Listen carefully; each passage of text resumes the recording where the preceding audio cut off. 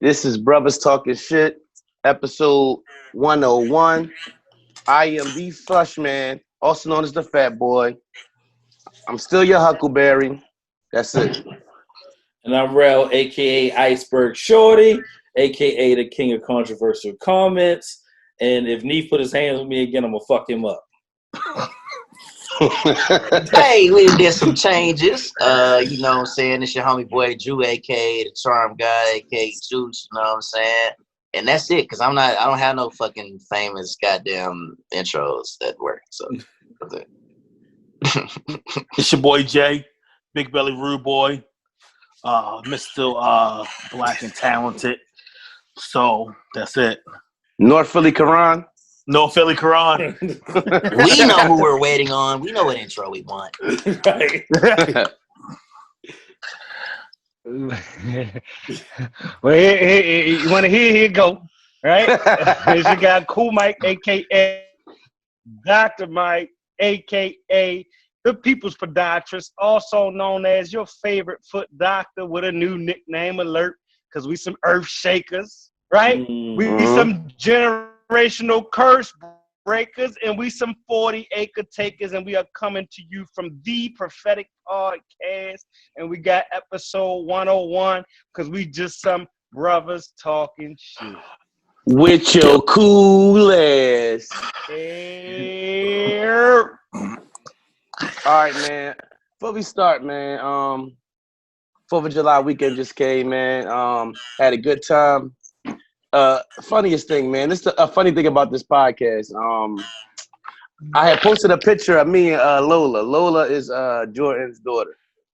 So, and me posting it on Facebook, Aunt Darlene, who is Cool's mother, said to me, was you asking her for that $5 that her dad owed you? Like, you would have to know this podcast to know what that means. And that was so fucking dope, I swear to God, yo. The dopest shit ever. She listens all the time. All the time. Yeah. Every week like clockwork.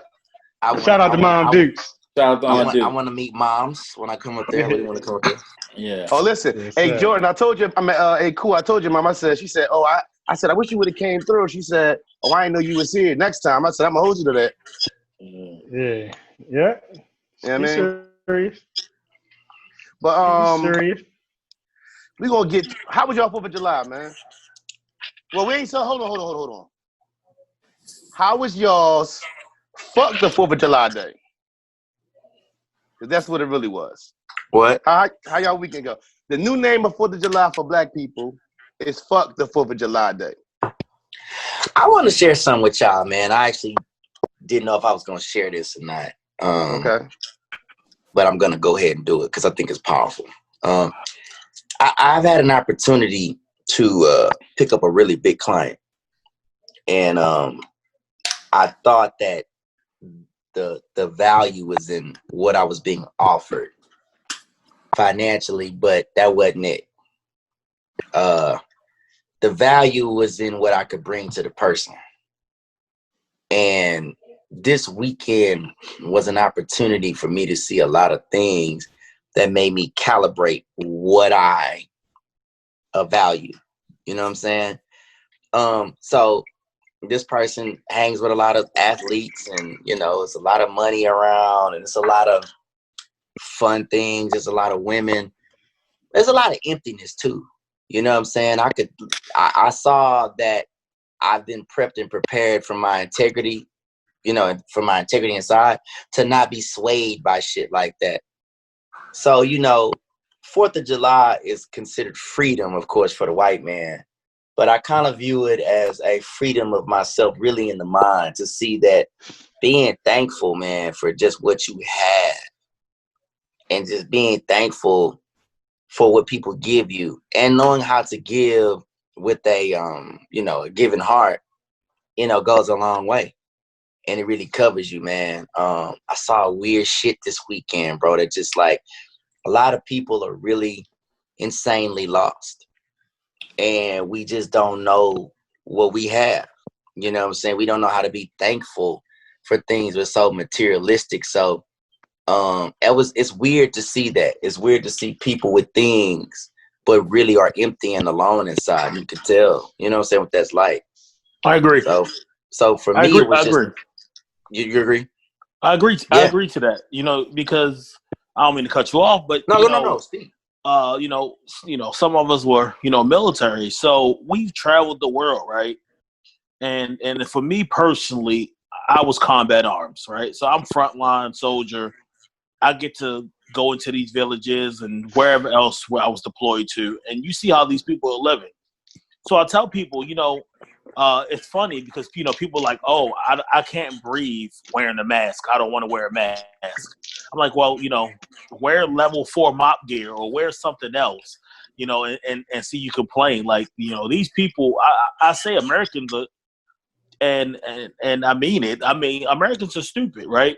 Because most of the people don't know what they have. Just because you're, middle class, or you may not be affording what the next person have, you don't know what you got until it's gone, So what that next person has, you shouldn't be worried about it. You continue, to count your blessings every day and realize that the people and the things that you have around you is a blessing. So, I was talking to my nephew today. He's like, oh, I want the new Jordans. I don't really care for them, And I'm like, man, I'm happy what I got. I got some Air Maxes. So, but I'm like, you go to these countries and these people are drinking, eating, bathing out the same river. And not to mention, that's what they cook in their, they use it for their water source to grow their crops or cook their food. And, you're mad because you don't have a filter on your sink. So, Americans are spoiled. They don't know what they have. And, just to go on to what you have, that's, the 4th is a happy, sweet moment. I think of the 4th as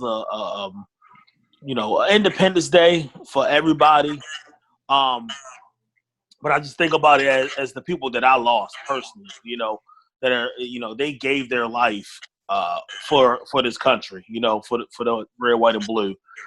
So it's a, it's a happy, sweet, moment. I had to throw down on the grill too, but that was it.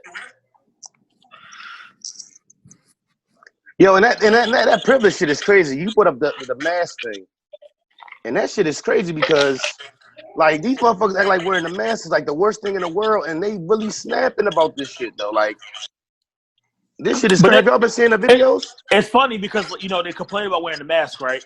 But like, if it was like a ski mask or anything else, when you couldn't go into the stores. Now you can wear a fully covered mask to cover your face, and you complaining because you don't want to do it. But if it was like a ski mask or one of these designer masks or anything else, you will be all for it. So it's just like you said, it's crazy that people, like I said, they spoiled. They don't know what they have. I mean, for sure, man. I think that's kind of what we're learning in today's climate. Is we talk a lot on this podcast about so many different things, but our world has changed rapidly. Like, it's just a rapidly changing place. And the fucked up thing is, man, it's wild. Like, it's not even like, a slow paced, version of fucked up shit. It's like fast. Like, you got disease, you got people. I mean, like, did y'all see that shit in Atlanta, dog, where like 19 people got shot and 5 people died? Like, dog, up here 31 this weekend. They just had a shootout today. A dude and I don't know if it was his girl or whatnot, but a dude and a chick, they had a shootout with the police, like literally 5 minutes from my house. I'm like, all right, well. Did y'all not think that this was going to happen? If you lock a motherfucker up for 3 or 4 months, like, did you not think that this was going to be the result of it? So the thing in Atlanta literally was a bunch of motherfuckers riding around donuts around people, and because the motherfucker can't drive, he hit another person's car, which incited a motherfucker to let off shots in a crowd. These motherfuckers been eating lead paint all their life is the problem. Like, what made you do that? You was just shooting. Motherfucker was getting hit. But I'm proud to say my black ass wouldn't have been out there. I was like, oh shit, crowd of people, I'm going home. I'm never hanging around to see any of this shit fucking happen. You know why? Because I didn't eat lead paint. Right? Like, that's it. Fuck out of here, yo. Like, no, you're never going to hear about Rel getting shot in a crowd of people. I'm not going to be there. Like, there's a choice to make. The person who caught it on camera, like, oh, look at this. Oh, this is so dope. A motherfucker driving a car around, a bunch of other people. Oh, it's the illest thing I've seen in my life. It's not even exciting. Yeah, we already know in the summertime. Like, we already know in the summertime, it get hot, motherfuckers get antsy, and shit start happening. You add the corona and this pandemic and everybody having to be in the house. That shit like turned up times 10 now. Oh, definitely. I mean, do we get antsy or is that some bullshit? Like, I mean, I don't think we. I wouldn't say we. Yeah, no. But you're right. No, because I would say yes, Juice. I would because motherfuckers have to be out and be seen because that's the world we live in right now. So boredom. Yes, right? Boredom because what Rel just said. You know, you get bored. They've been bored in the house, right? So this social media. You know, one video will make you famous, right? So you know, you may be dancing in the background. They're like, "Oh my gosh, he's doing the shiggy dance. What's that? What dance is that?" And next thing you know, you got a little shiggy dance, whatever. You know what I'm saying? So it only takes one little clip, one little saying, you know, and you're famous, and that's it. That's what everybody will look. Everybody's looking for that quick come up. Attention, it ain't, bro. Fucking it ain't. The root of all evil. The root of all evil. Attention. I'm just sitting here, and maybe it's because I'm old, or maybe I've always been this way. So it's not because I'm old. Now I think about it, right? You know what I'm saying? I used to be in a club, rather play the fucking corner, right? Give me the wall any fucking day. You're not every gonna time catch me in the mosh pit. It's not who I am. Right? You know what I'm saying? Right. I seen some wicked shit happen to some motherfuckers. So I'm like, So I've been wise beyond my years. I'm really a motherfucking introvert, right? That's the real truth. Like, fuck out of here. Like, it's just crazy. Why would you want to be in front of a car doing 40 miles per hour, you know what I'm saying, walking around it? What is the excitement of that? Somebody explain that to me. Unless it's my job, I ain't doing it. I don't get it. And I'm not anti-fun. I don't want to seem like the fun's fun, but just some shit don't decide. What was it? Compound turned the club into a swimming pool? Yo, that shit is crazy right now. No, coronavirus is literally a fucking thing that's killing people. Literally. We just had fun with how many people this weekend? Probably 20. You know what I'm saying? So at the end of the day, like I don't need that. You know what I'm saying? I don't need that just to have a good time. I ended up going to my partner's house. We played Uno. that was it. We played Uno. So and you on Monday to tell us about it. You understand what I'm saying? Right. No hoes. You couldn't have called me like, yeah, I'm going to Atlanta. I'm going to watch these motherfuckers spin these cars out. This shit meant to be lit. Sit your motherfucking ass down. I'm a big brother shit out you in that situation. You know Did the words I got shit to do tomorrow come up? Huh? What'd you say? Did the words I got shit to do tomorrow come up? All the time, bro. Every fucking single time. Thank you for my big brother Cool for telling me that. And I implement that shit to everything in my life. Like, I got shit to do tomorrow. Right. Like, if this stops me from having the shit that I need to get done tomorrow, I'm not doing it. Right. Shit to do, bro. It's crazy. Right. Niggas want to be cool, bro. Niggas listening to that music. They got them guns. They talking about them 30s and them fucking Dracos. And they just want to let them off. Like, they not fucking thinking. Lead paint, yeah. What they don't understand is, right, all right, you shoot in the air. That shit is not staying up there. It's got to come down. And that's the worst. No, that's the worst part. If you got a situation, that's the worst thing. If you know who you got a problem with somebody, go see that man.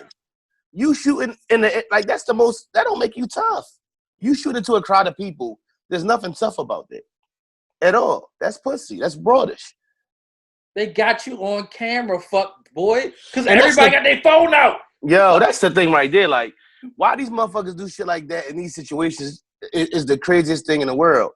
Why are you committing? You need to check what's going on around you. It's cameras in outside of stores, outside of buildings. Everybody got a camera on their cell phone. Like, this is the reason. This is the reason I say get your concealed license, right? Because these dudes just running around, just shooting randomly, right? None of us ain't trying to lose our families, right? So at the end of the day, you come around me and you start letting off shots, guess what I'm going to do? I'm going to return, and I'm not going to miss at all. Concealed license, black people, get it. Get it. All right, man. Can we talk about the goofy shit, man? now, bro, my brother was very upset because this shit dropped a couple minutes after we ended our 100th episode. Oh, we getting straight to it already? We getting straight to it. All right, let's go. August, our motherfucking Cena. Mr. Broadish himself. Look, Juice came back in the picture. He had to come back for this. Right. August Alsina. Now, if you don't know, August Alsina dropped his third album. Last week? That Friday before? I don't know because nobody listens to August Alsina. Let's move on. Does anybody know the name of the album? No, we definitely don't care. Right. I ain't listened to him since, man, I love that shit. Right, I love it. That's it right there. I didn't even know he had an album with that. I just thought it was a single. Let's move on. We don't care. So this nigga, no, but we got to give him some background information because I think that plays. Oh no, I think that plays a part in it. It wasn't about you. I'm just clarifying because I don't know the name of the album today, and we wasn't about to the name out. Yeah, nobody knows. So yeah, I was giving context to your context. I got you. The album called Testimony. Okay, because it should be called Rattin'. Gives a shit, right? But no, the old album, not this new one. I don't know. Oh, okay, the first one. All right. So he comes out and he's with damn, what's her name? Angela Yee. Angela Yee. Somebody can speak on it better than me. Go ahead and speak on it. August Alsina sitting down doing a sit-down interview with Angela Yee. And Angela Yee throw these softballest of softball lobs up as if she knew he wanted to talk about something. And this nigga just started singing like a songbird about how he almost died because he fell in love with Jada Pinkett Sex. And that Will Smith allowed him to, he blessed him, gave him his blessing to do so. Man, that's gay. He's a bitch. How he could die today from because he had that love that she gave him. He could die today because that's all he needs. If he don't go sit his ass down somewhere. Hold on. First of all, if you loved her that much, you wouldn't be talking about it. Period. True. To me, when I think about it, we had a long discussion about this weekend. To me, it just so happens, August, your album comes out, and now you want to speak on Jada and Will. First of all, you ungrateful motherfucker. Right. Because this man gave you the blessing. So you ain't like you had. First of all, let's be real. When you dealing with a woman that has a significant other, you kind of understand the rules of that shit. You get what I'm saying? You don't speak about it ever. Even if he call your phone and confront you, no matter what happens, you stick to the story. If you care enough about her, you don't want to ruin her marriage or her relationship or do anything like that because you love her. Right. So you can't tell me it's love. Love didn't make you run your mouth. So then you talking about, my careers, I'm blackballed in the industry because of my relationship with Jada Pinkett Smith, right? Now, I'm pretty sure all of us have, at a young age have dealt with a woman and a woman had you doing something you knew wasn't right or had you a little open. Can we say that and be real? Yeah. Yeah. Oh, okay. For sure. Yeah. When something like that happens, don't you usually slip in other parts of your life because you're so strung up in that situation? Definitely. So is it possible that 100% of the time? Right. Is it possible that you being sprung and all caught up in this woman who gave you the best loving of your life, you messed up your career? You blackballed yourself? Your lack of creativity blackballed you. Maybe your lack of going to the studio, or your lack of creativity could have stemmed from your creativity being put into the energy of that relationship. Hell yeah, Neef. So I'm not trying to hear is Jada Pinkett fault you blackballed in the industry. Definitely not her fault. Y'all can go ahead and cook it. I'll come back around. Let's go. Listen. Hold on. Time out. Let's get to the nitty gritty. Hold on. He wrote a song about her, right? Right. Yeah. Use some of the name in the song. Mm-hmm. Okay. Broadish. Hey, listen, bro. Will Smith, that's some bitch shit. It's some bitch shit, because here's the deal. Why would you even be on that type time? This is more feminization of the black man. You talking about Will Smith or August Alsina? Both. Will Smith. Okay. Both. Because let me tell you what. First off, if a bitch get hot and tight in her pussy for another nigga, I got a suggestion for you, sweetheart. You need to go fuck with him. Right. This is fucking Will Smith. So if you all in that red table talk, I knew that was bullshit. If that's what you on, you need to dip. But let's say Will was down with it. Let's say this was what he did because they just on some business shit. That's what they on. This is why I'm telling you this shit don't work. That old swinging shit don't work, and it's whack because you're letting another man come in and dominate your woman to do some whack shit like that. He's a bitch. Only bitch ass niggas talk. Didn't we say no snitching and all this other shit? This old hoe ass nigga gonna get up here and tell what happened. He's a fuck nigga. And Will, now we know you on some whack shit because it's out. You couldn't tell that nigga was a fuck nigga and he fucking on your wife. You're a clown. All that shit clown shit, bro. And I ain't with it. We don't need to promote it. We don't need to talk about it. I don't want to hear shit about women and saying, oh, yeah, man, do it too, man. Fuck that. If that's what they own, cool. Hey, but at the same time, I think August a bitch. I think what nigga wants to fuck another man's woman that bad? So bad. Like, nigga, I don't give a fuck if one of you niggas marry Halle Berry. I love Halle Berry. Once one of you niggas do that, it's Tyra Banks. Is she married? Like, I'm moving on to the next thing. Like, right. I'm off that. Any nigga that gotta chase another nigga's bitch, he's a bitch. Go ahead and unpack it, bro. It's layers to it. Yeah, you know, Greg, get to it. You know me. You want to cook cool? I completely just don't understand. It's a cloth that I'm not cut from at all. Like, eighth of all, because Juice hit, like it's about to be a hundredth of all. Like, eighth of all, dude, I know this nigga signed a non-disclosure agreement because they all do. They sign NDAs just to go to parties and hang out with each other and shit like that. So I know he signed the NDA. Ninth of all, nobody killing themselves over nobody like that at this age. I'm not saying mental health not real. I'm not saying we all ain't been at a low point, maybe individually. I'm not saying nobody ever wanted to feel like you ain't want to belong on this earth at some point in your life.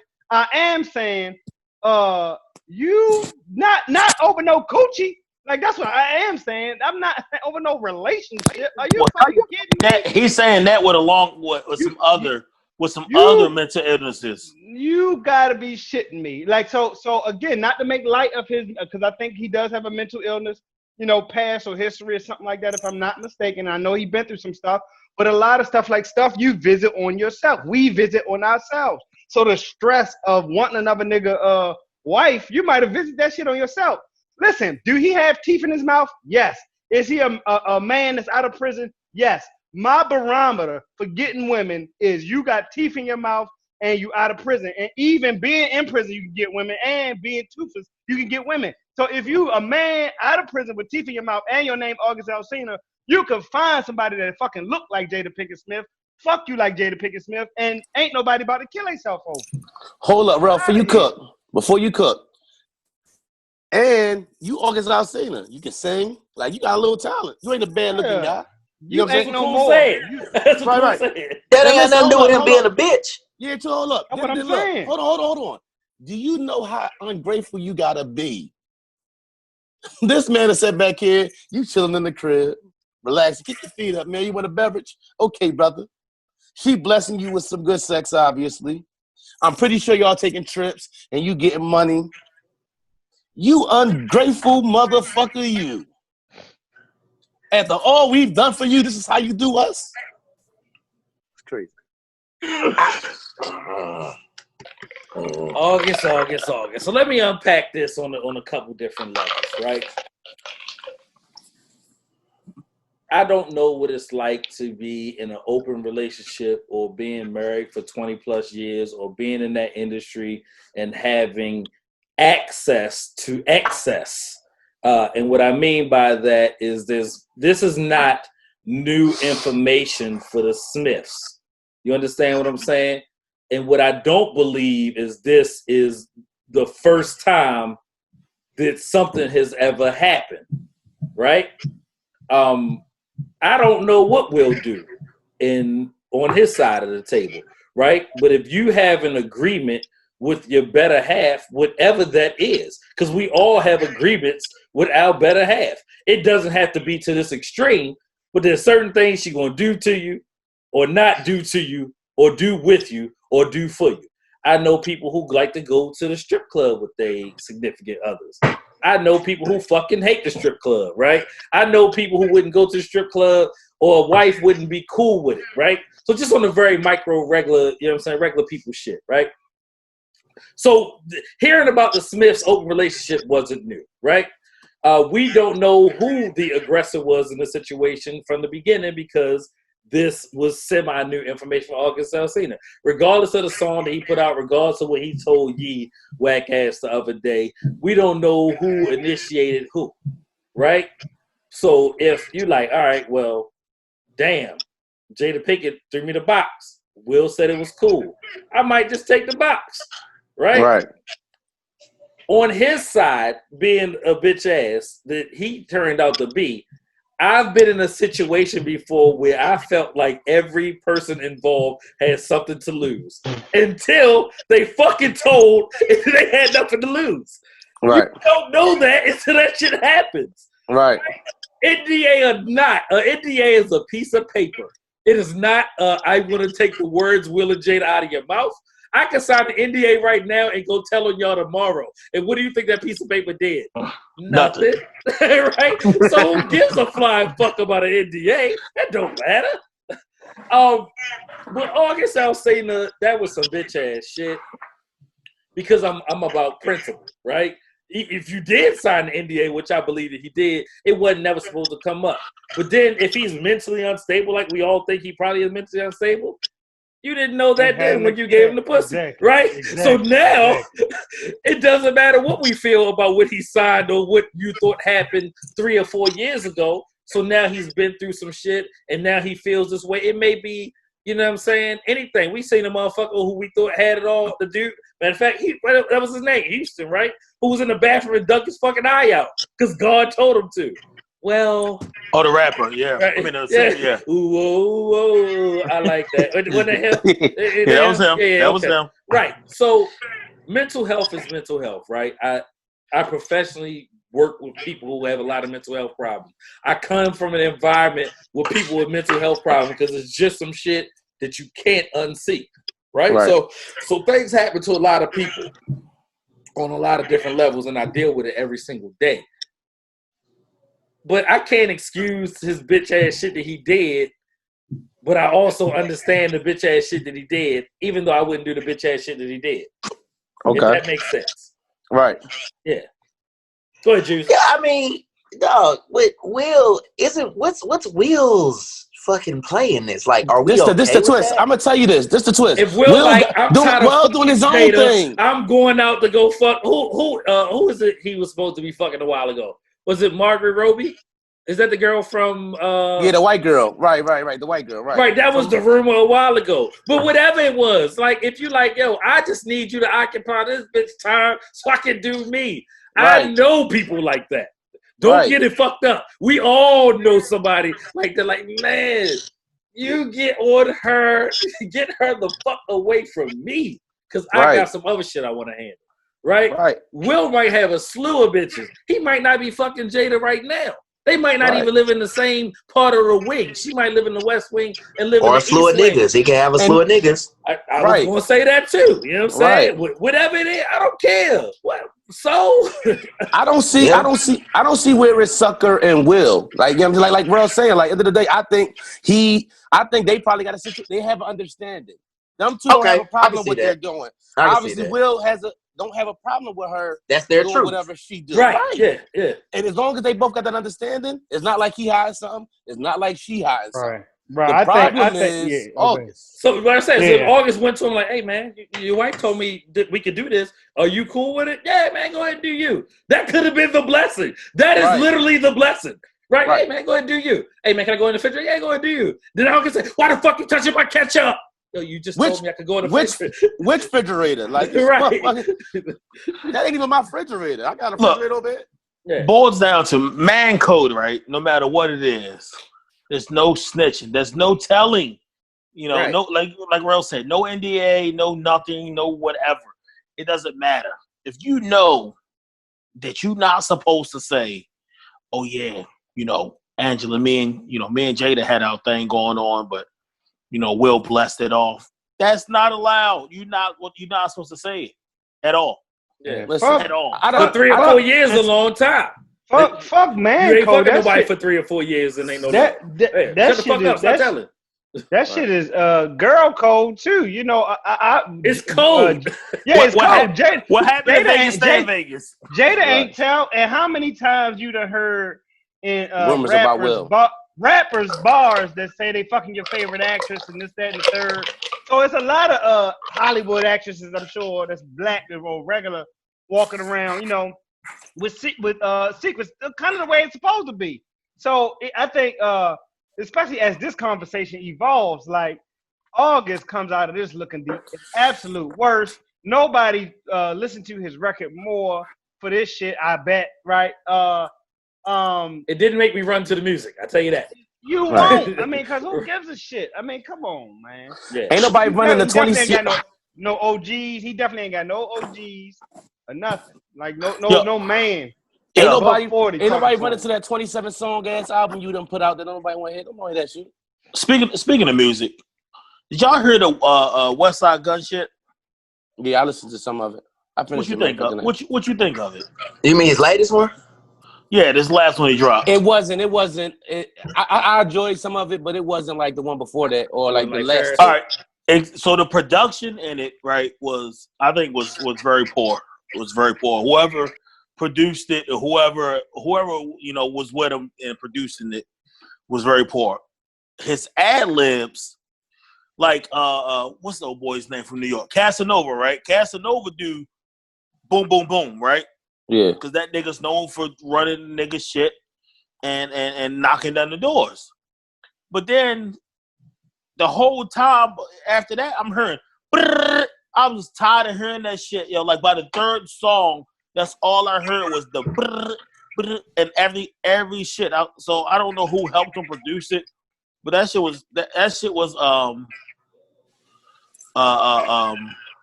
it wasn't good to me. I didn't like it. It might have been some drink. No, the one that just came out the other day. It might have been some leftover joints. It could have been, but you got to choose your ad lib. You know, Jeezy got his shit. Trey Songz got one. Is he actually signed to Shady? Yes. He signed to Shady. They are signed to Shady. But them as a group, but him as an individual, because sometimes he was just complaining about Shady. So maybe he trying to do throw music out there just to get out that contract and be done with it. That's what I'm saying. He didn't want to rap anyway. They under Griselda. But I know, but him as an individual act can be something different, right? Yeah, but that like you said, his last one, I was like, all right, I can bet this last one. I just didn't, like you said, it was a few tracks on there that caught me, and but just the it might have been some. Let me clear out the what I got left. What Rel say? I'm not like the rest of these Simple Simon motherfuckers, right? So I break down the music, I break down the tracks, and I'm listening to the words and everything and the beats and stuff. And one time, shout out to Juice, because I was banging his shit this morning while I was out walking. But you know, I literally turned his off and put Juice on. Don't run out. Stream it everywhere now. Right now. Drew, Charm God. Oh, yeah, boy. I had to get that off. You know what I'm saying? The albums and stores, all DSPs. I appreciate y'all. The streams are going amazing. Hey, yo. I want to ask y'all one more question, but I know we just jumped right there, but I want to ask y'all another question before we leave this August and Jada. It's not actually that, but it's something similar to that. As men, and we're all in our 30s, late 30s, early 40s, can a early 20-year-old man be taken advantage of by an older woman? Hell yeah. Yeah. Can an early 20s man, a man in his early 20s, be taken advantage of by an older woman? For sure. Just because she's an older woman doesn't mean she has all her shit together. And if he has something, then she can be like, oh, you know what I want? I'm gonna go holler with this young boy real quick, and then we're gonna make some things happen. But most of the time, when an older woman comes and messes with a younger guy, she wants it's physical. Not necessarily. No. Okay. I don't. It's not. That would be the furthest thing that I think would be.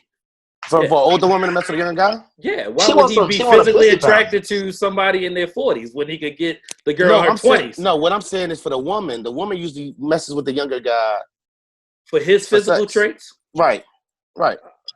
Or mess with him because she you go mental first. Right. Or manipulate the fuck out the mind. He's more susceptible. He ain't seen shit. Right. Easier manipulated. Yeah. Exactly. Mommy. Yeah. I got manipulated the shit out when I was fucking like 18 or 19 by somebody who was like 25. Right. Well, I'm thankful for that lesson. Right. Right. I wish I could remember her name because I would thank her right now. What was some of the lessons in that, bro? She literally taught me how to mess with a married woman. Right? Like that. I mean, bro, the military is a wild, wild place. Right? And I was saying, you know, this is the Brothers Talking Shit podcast, so I'm gonna keep it a buck without incriminating others. So, you know, her dude was in and out, you know what I'm saying, wasn't really around for real, and you know, she took a liking to me because, you know, I was young and witty, right? You know what I'm saying? And it was just cool or whatever, and we fucking listened to R. Kelly Honey and shit, and it just was a situation where she was able to, you know what I'm saying, take advantage. My nose was open, right? The shit she was doing to me, I was like, oh shit, you know what I'm saying? Like some shit I hadn't experienced before at that young of an age, right? I was doing me, but not 25, 27, 28 because a girl your age can't do and its experiences she is. Well, I'm not gonna say that either. I'm gonna say that the women I had been with wasn't as experienced as she was. Right. She just happened to be an older woman. So a lot of time that stuff does come with age because you start experiencing life more. Right? And you got the kid who left Baltimore, was doing whatever I was doing in the city, and then I joined the Navy, and then, like, you know, the sanctity of marriage was still intact for me then, right? Until it was like, shorty do that? I thought she was married. You know what I'm saying? Like, at that point, you're just like, oh, you know what I'm saying? Right. Because they'll sit back, giving it up. They'll sit back here and be talking to you about, you can have like a girl, and they be, or like, you know, you young and you talking to, you know, other women your age, and she, how's everything going? And you know, I mean, like her brother was around and shit. Like I was going to the club with her brother and then coming back, you know what I mean, and popping the sister, like it was nuts. Yeah, it's like Rel said, like, you know, military's mug. Like I'm 18, and I go to Hawaii. I'm turned up, and then I mess with this chick, and she was, 30? She didn't know how old I was until we went to the bar, and I can't drink. I ain't got no ID. She was like, how old are you? I'm 18.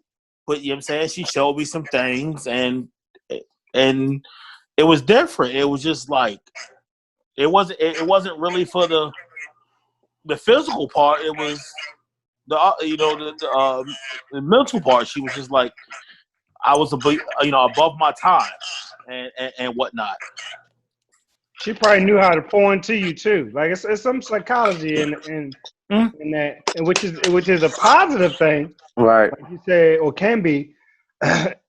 especially, but like that experience, whether they realized what they was doing or not, they probably knew how to compliment. They knew how to buy cologne. They knew how to, you know what I mean?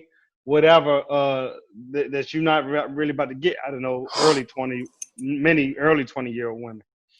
And on some, I'm about to let you cook, Juice. On some, what we talking about before a little bit. I remember a time where though I had a woman's guy call me and was talking tough to me, and I really felt like telling the truth, but she was so thorough that I let him get that off without really telling what happened, and I stuck to my guns on not snitching. But his mouthpiece was just like, I really wanted him to know, but the thoroughness of her made me not do it. You can come back, Juice. I wish Juice ain't step up. I was just gonna say that shit happened to me when I was 16, right? In the city, right? So like I had a choice. So my fatal mistake was telling somebody who I thought was cool, right? But his loyalty wasn't to me. So I learned at a very young age about loyalty, right? His loyalty wasn't to me. His loyalty was to the famous DJ in the city, right? And you know what I'm saying? But when he approached me with it, I was like, nah. You know what I'm saying? I ain't pop fly because I could have, you know what I mean? Right. And told him the whole business, right? But I didn't, you know what I'm saying? Which allowed me to kind of keep it up, you know what I'm saying? But I even, went back at some point in time, right? When we kind of rekindled our relationship. But it was a wild time because dude is super famous. Right. It's hilariously it's hilarious. Like I don't even want to. Yeah, that's they stop recording on that. Hey, right? But like we had to talk. it's funny because I just was talking about this earlier for a different reason, but it happened to me. So back in the day, I had a main girl, and I was messing with this other girl from around the way, and turns out that girl B was messing with another dude. You know how it go, regular shit, right? Mm-hmm. But the dude the other guy she was messing with had a main girl too, right? So I'm pulling up out the way with in the car waiting for my main girl who coming out the house, and old boy comes up to me asking me about both our I can't even call her side chick because it wasn't even that deep. You know what I'm saying? Both of our backup plans. I'm like, if you don't get the fuck out of my, I ain't say that, but I was like, nah. But I was more like, nah, because I'm like, no, don't you see this? Like, we can't even have this ain't the time for this. We can't, Playboy. Like, what is you doing? So check it out, right? So that went by, but the dude at the time had some respect in the hood, I guess, if you say, that kind of shit. Like in general terms, he got love with, around the way. But I always looked at that nigga a little sideways since then, right? Fast forward, I learned this year, not that it matters, but just in casual conversation, it comes up that nigga was a rat, like later on in life. Had did some dirt with some dudes and then ended up telling on them like real rat shit. So I was like, I always knew it was something funky. He had the tendencies. Come on, yo. You live with your girl. I ain't even live with my girl. You live with your girl, and you asking me about some other broad like this? You know what? Nigga said, even if he'd have asked, nigga said he should have never even asked, period. I said I'd have even respected it if he'd have just asked because he was whatever, but my lady wasn't coming out the house. You crazy as hell, man. And turns out he definitely told on the streets. Ain't that crazy? Niggas be trash too. It be in them, yo. Like niggas be suckers too. There's a lot of bitch ass, like, you know what I'm saying, cherry picking ass niggas out here. But but that's what I'm saying. I was thankful for that lesson. I'm gonna let you go. I was thankful for that lesson at 16 because I don't know. It prepared me for a lesson at 20 and 21 and 25 and 30. You know what I'm saying? Like that just didn't go that way. Like I said, like the loyalty lesson was learned at that age. So they like, oh, okay, I'm gonna shut up and not say nothing to nobody. But, ever. You know what I'm saying? Ever. Right? Yeah. Like motherfuckers don't tell on themselves, bro. I want to say this by cool. This nigga probably lifts objects with his mind on his spare time. I just want to say that. I do, Juice. No, listen. That nigga cool. It's an Aquarius thing, bro. Like, you're who I want to be at your age, because this nigga's different. But all right. hold on. On that real quick, I'm gonna let you go again. That conversation me and Cool had Saturday in that car, just me and you, Cool, and you know and I know and there ain't nothing else to say. You right, Juice. You right. He's a special guy. Cool is on the because I feel. Let me telling y'all the whole time, bro. Hey, let me talk about Cool real quick. Let me talk about Cool, and I'll go to what I said. I know it's moving on that brother, like the energy, because it's in me, but I'm still like, I got some Tupac and Pimp C in me, so it's like I'm fighting some shit, but Cool is very focused, very in the know, in the understanding, and the things he says are very powerful. And I'm going to give an example. When he began to talk about that woman, so my first thing I was going to say was bitches ain't shit but hoes and tricks. But that's the charm guide version. But here's truth. A woman can pour into you in a way that she knows will make you do stuff. And if she's pouring into you for ill intent, it's going to turn out bad. But when she pours into you because she truly believes in what you're doing, it's hard to stop fucking with her. And so it's like, even if you have a main girl, so to speak, who isn't really pouring into you properly, she's just taking away, which goes against so many universal laws, it could be troublesome for her. So when a woman is coming in and really pouring into you, because an older woman to a young nigga, like, let's say 20, and she's like 32, bro, that's heavy. She got a car, because when you in your 30s and 40s, you do what you want to do. You be on that Jada Will Smith shit if you want to. So it's like you just moving around, doing whatever you want. She could put the pussy on. It's not even just the pussy she puts on them. It's the intimacy. It's the right. What do you need? Where do you want to go? That's what a real nigga need when he's on his fucking purpose or his grind. And that shit could be like weird for a young nigga to handle, and you get caught off in some shit because it's kind of like offering you. And I don't want to. This is not in a perverted way, but this is like motherly love.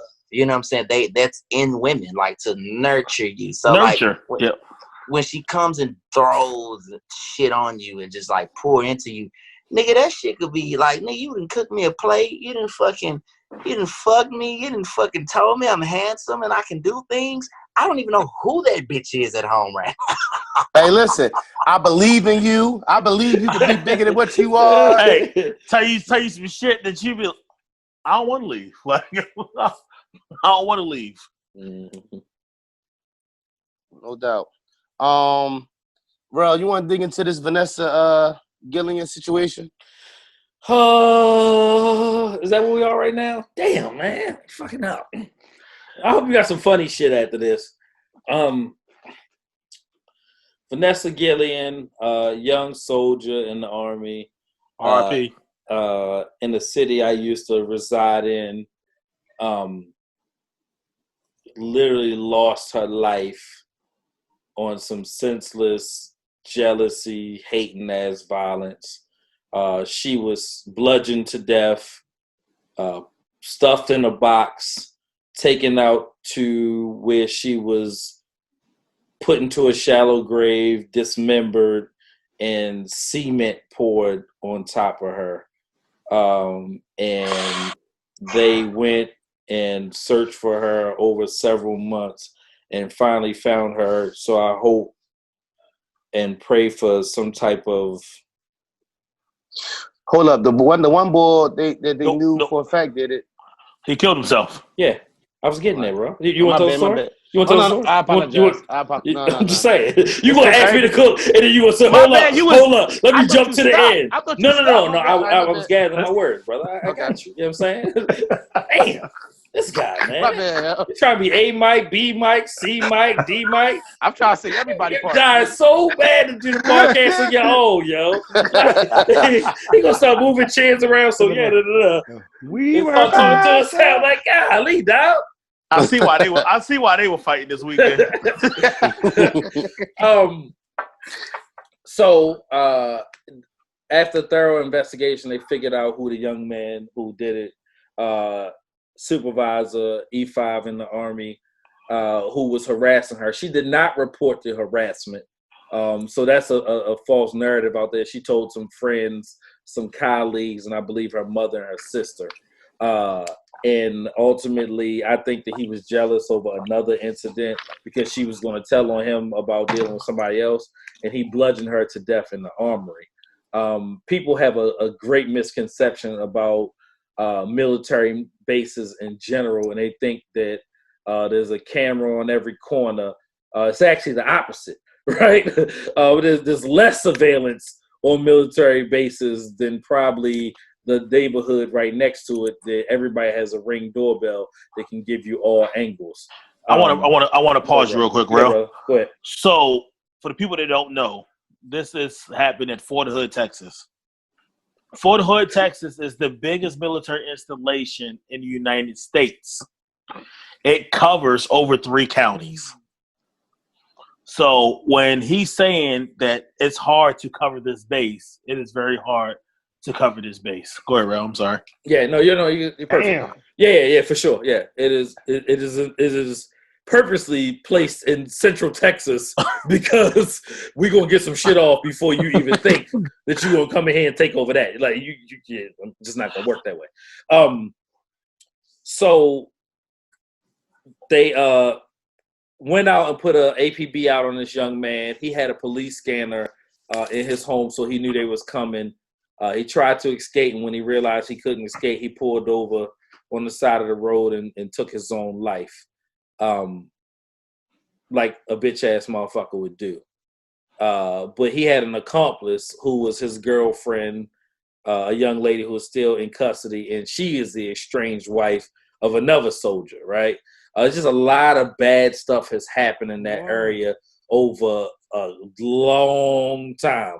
Right, I mean, you know, that's where the gentleman went nuts and started shooting people. Yep, I was there for that. The psychologist went nuts and started killing people. I believe 36 engineers had a shootout with the MPs in Killeen Police Department. Yeah, shooting from the roof. Yeah, that's where the mass shooting was done at the Luby's. Was in Killeen. Yeah, so you know, Killeen has a storied history of those type of things. And there was another young man that they actually found looking for her. Right there had went missing. That was just AWOL. Yeah. So it's just a lot of stuff that's happening. And there's so many people there that's like, so shit just happens. Right? You know what I'm saying?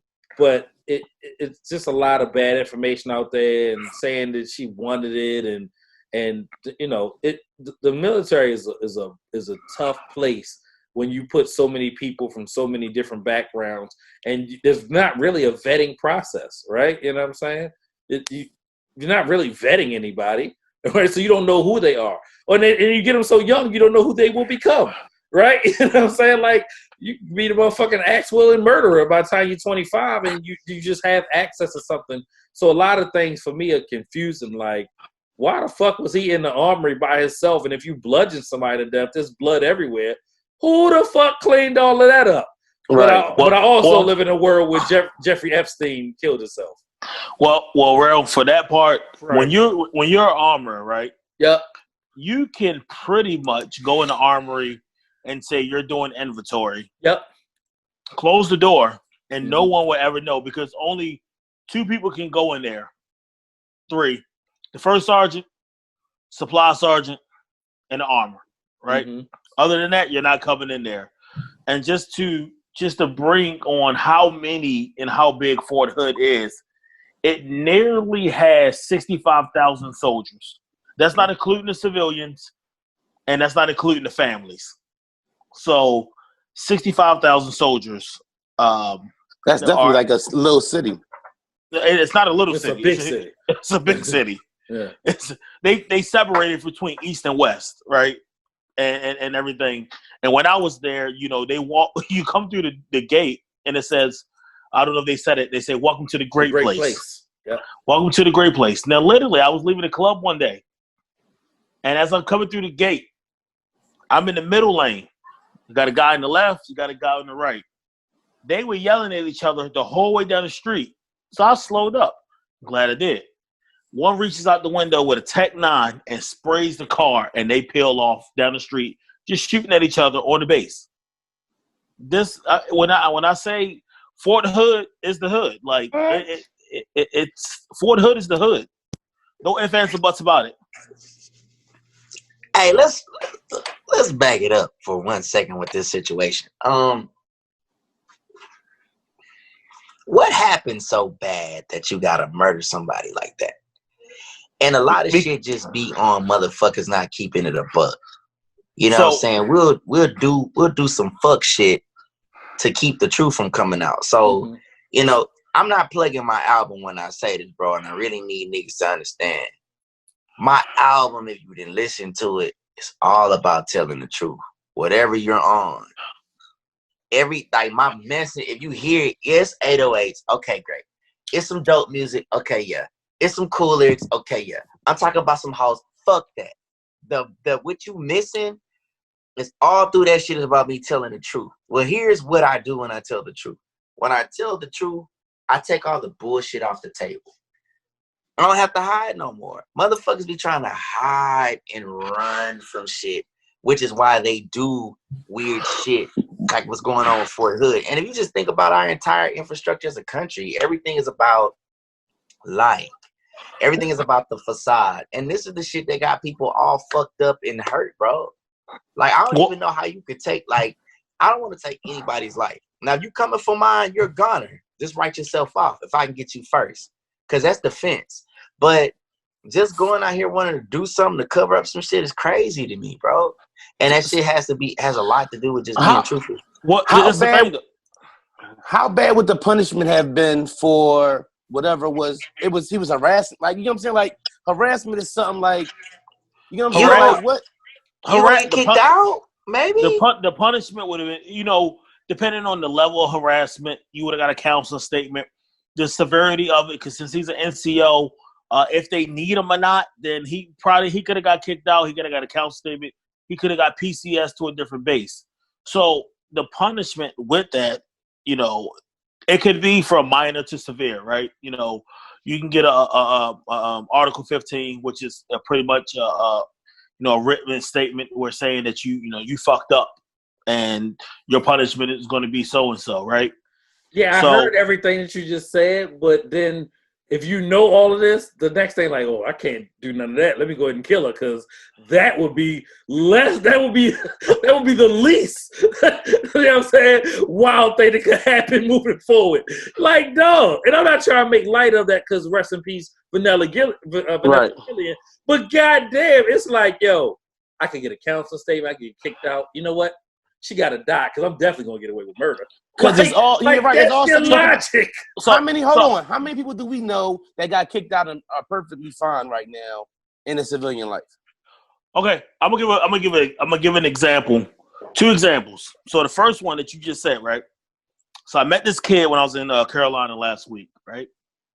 He wanted to play ball. He was in the Navy. Okay. So his unit was getting ready to deploy. So what he did was smoked weed. Right. Got kicked out, popped hot. Mm-hmm. And wanted to play ball. And now he can't play ball because you got a other than honorable discharge out the military and you can't do shit. And he thought that was the smartest idea he could do. You're dumb, right? Point blank, simple, dumb, right? So the other thing is, from my life, happened to me. As I'm at the range and I'm in an all-male MOS, we have cooks and everything come out, and some of them were female. Well, one of the cooks, I was telling my soldiers, I did this motion, hurry up and eat. Next thing you know, I'm getting called into my commander's office saying, you told this soldier right here that you wanted her to suck your dick. Oh, wait a minute, what? So the misunderstanding between some things can be. But this right here, there's no misunderstanding. Like, you had the intentions of doing this. No one thinks like, oh, I'm going to kill this person and I'm going to go bury you and I'm going to pour concrete. And it just came to me out of the blue. You've plotted this shit. Like, if this happens, then I'm going to go and do this to this individual. And I'm going to have so-and-so wife help me because me and her husband are best friends, and I talk to her more than I talk to him. You plotted this. This is not no. Hold up, whoa. That's not your best friend, dog. Like, you don't involve your best friend's wife in some shit like that if that's your best friend. Because even if I'm gonna do some wild dumb shit, you can guarantee. No, I'm not saying the dude was the best friend. Right, I'm saying the female was the best friend. Because she was his best friend. Well, best friend or ex-friend or something. So you may meet, like, let's say, if you got a homegirl that you chill out with, but you want to hook her up with your boy. So y'all cool. Y'all are best friends. But you already hooked it up with your partner over here. So that's what I'm saying. Okay. But this is premeditated. He knew that his ass is going to sit in a chair, and this is Texas too. So you gonna sit in the chair and fry. Like they're gonna cook your ass like KFC. You know what I'm saying? So you're gonna be done. Like, this is premeditated. Now, what role did the other person play in it? She helped. She helped. Yeah, she in helped. what aspect? In what aspect, though? They don't know yet. It hasn't come out. So we don't know. She was shopping. Damn, like I always find they dismembered her. When they get another person to do some dumb shit with them. I always find it crazy when dumb people find another person to do some dumb shit with them. Listen, right? Not even joking though, but kind of joking a little bit, right? You should have been with her.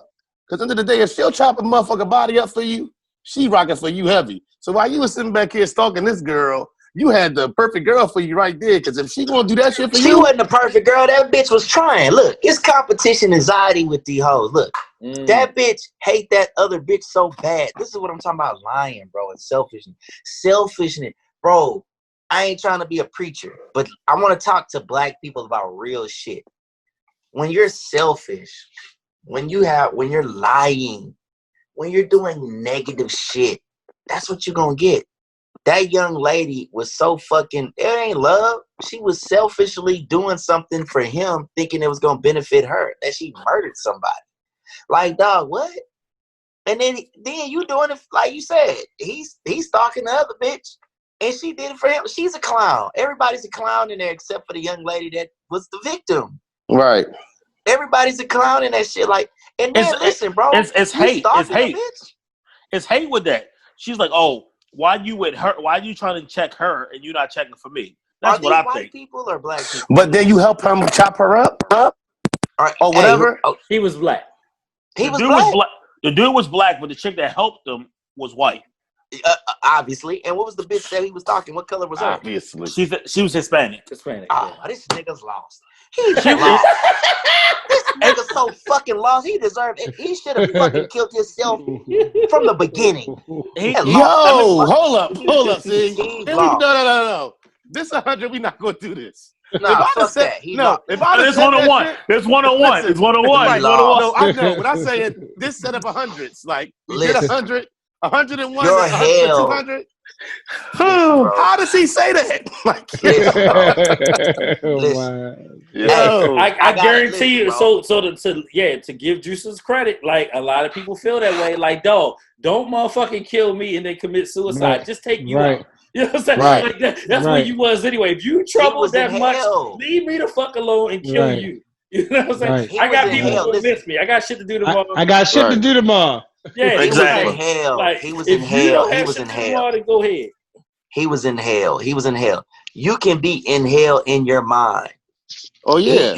He was in hell. So hell is here, bro. Like, you create your hell, you create your heaven, bro. Yeah. I listen, bro. Listen. I drive a Nissan Rogue. I have a fucking apartment, 3-bedroom. I have, and I do what I love. The money is there. Well, get rid of that Rogue. Get rid of that Rogue. I'm telling you niggas, like, fuck that bullshit.